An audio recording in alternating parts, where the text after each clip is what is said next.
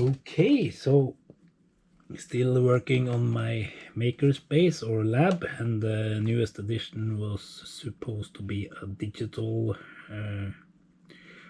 RGB list to get some lighting here. And I installed it and tried to power it on using the remote.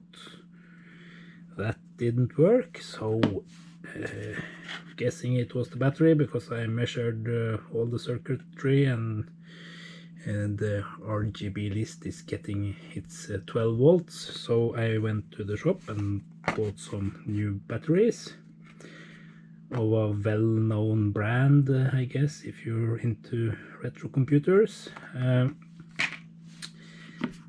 and replaced the battery, but it's still not working. Either the remote is damaged or the controller unit doesn't work.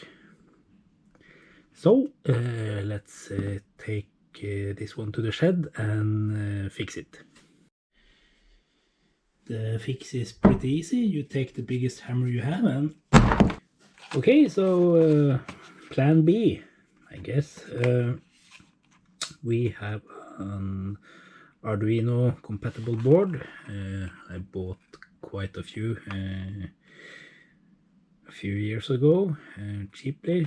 So we will try to use this one to drive the RGB list instead of the unit that came with the package.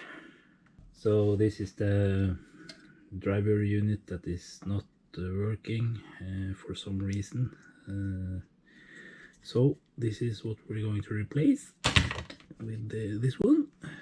We will use the power brick that came with the RGB lights, because it provides 12 volts of power and should be enough amps to power both the Arduino Uno compatible board and the RGB list itself. Yeah, just have to figure out which one is the positive and which one is the negative. So let's plug it in and do some measuring.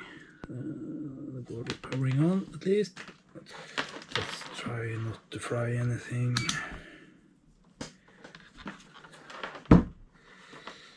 Okay, so I'm guessing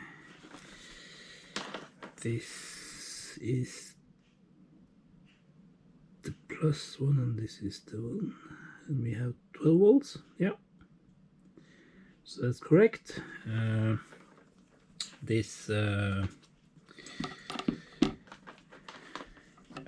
not sure what this plug is called, but basically this part is the ground, and it's center positive, I think it's called. Okay, so let's reuse some wires at least. Okay, so basically there should be 2 ground wires and 1 power. I'm guessing power is red.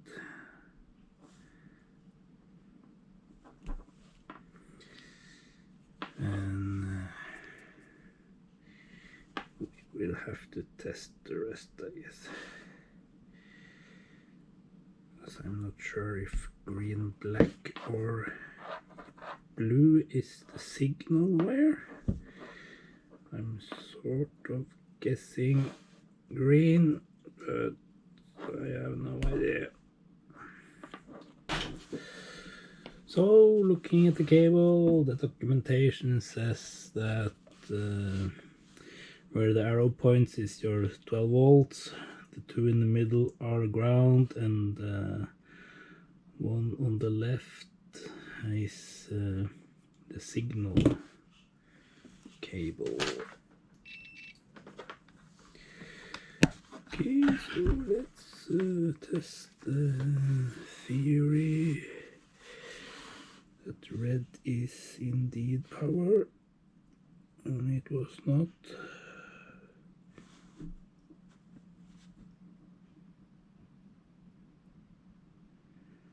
Okay. Black is power. That was...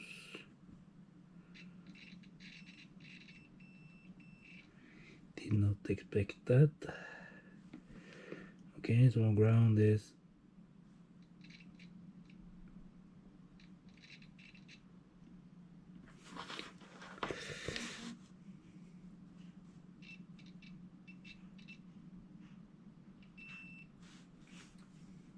Ground is green and ground is red. The signal one is the blue one. Let's hook it up accordingly.